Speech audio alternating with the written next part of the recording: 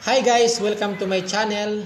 This is Idol Jonski and my YouTube channel is Bisayang Dax TV. Ayan, bago ang lahat, shoutout nga pala sa lahat ng mga gumagawa na mga trabahador. Ayan, dito sa plasang ito sa Sitio Panangdangan. So ayan po sila yung mga kababayan, mga kabarangay, mga kasityo ko.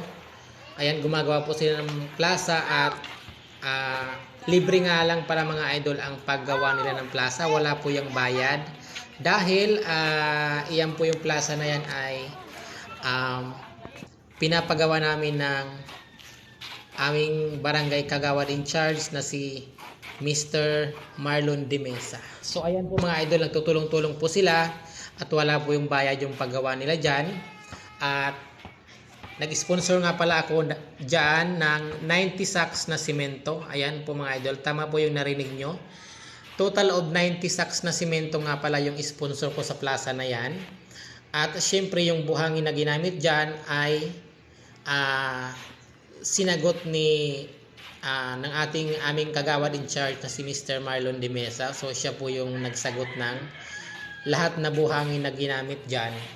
So kaya dalawa kami ang ng plaza, nagpagawa. Ayan, sa kanya yung buhangin at sa akin yung simento at syempre yung paggawa ay bayanihan yung mga residente. So wala po silang bayad.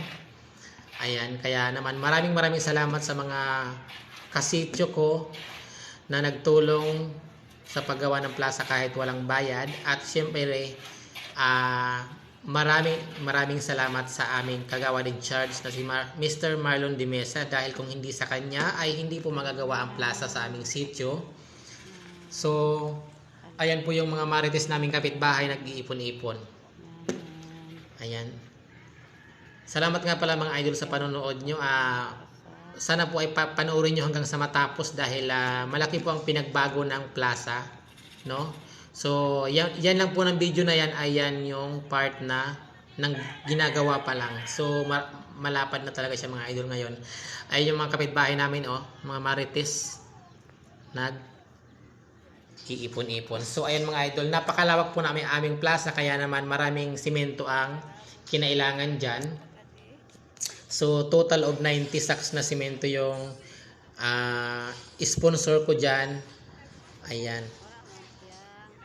Again, maraming salamat sa mga residente na nagtulong-tulong sa paggawa kahit walang bayad. Ayan po sinong tawag dyan?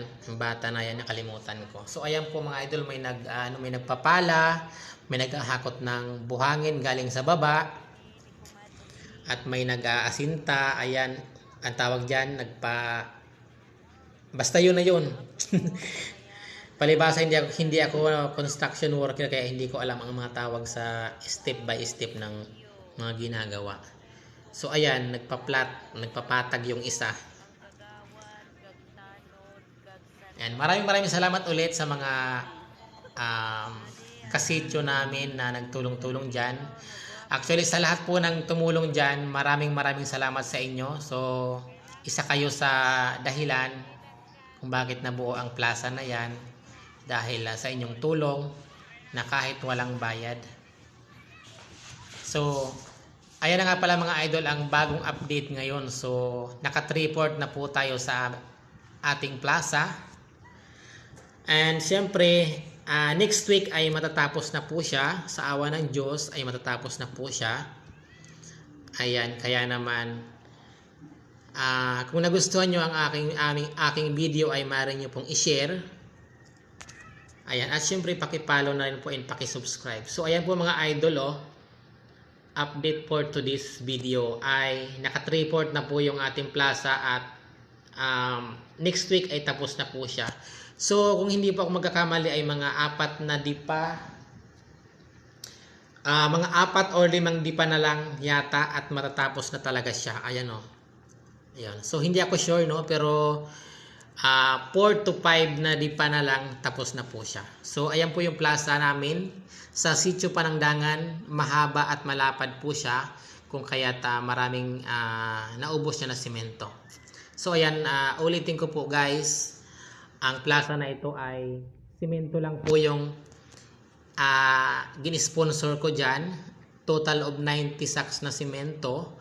At lahat na buhangin na ginamit dyan ay sinagot po ng aming kagawad in charge na si Mr. Marlon de Mesa.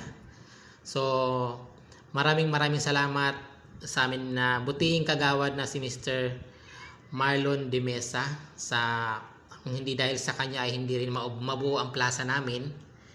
Ayan, maraming salamat sa tiwala, maraming salamat sa serbisyo mo sa ating sitio or purok. Ayan, paki-share po ng ating video mga idol at paki-follow and paki-subscribe. Ayan, abangan nyo mga idol next week ang pinali ng aming plaza. Kasi next week ay tapos na po talaga siya. Thank you for watching. God bless and enjoy.